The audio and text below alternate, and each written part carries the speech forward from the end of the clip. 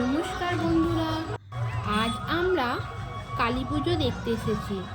লক্ষণপুর শিবতলা বারোয়ারি শ্রী শ্রী রক্ষাকালী মায়ের পূজা ছিল 28শে মার্চ শনিবার। আমরা শনিবার রাতে কালী পূজা দেখতে গিয়েছিলাম।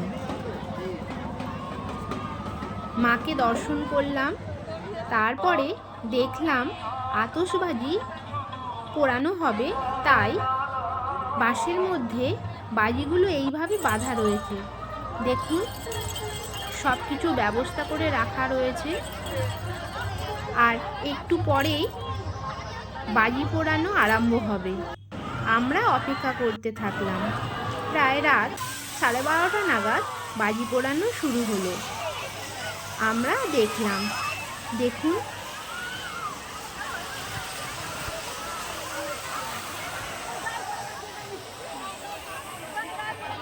এই যে বাজিতে আগুন দেওয়া হচ্ছে, চারিদিকে আলোয় আলো ভরে উঠেছে।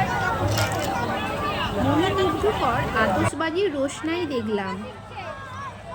আপনারাও দেখুন কি সুন্দর ফানুস পোড়ানো হলো। ভিডিওটা শেষ পর্যন্ত দেখুন, খুব ভালো লাগবে। আমি শেষ পর্যন্ত থাকতে পারিনি, তবে যতক্ষণ ছিলাম তার মধ্যে যা যা আতশবাজি প্রদর্শন করা হয়েছে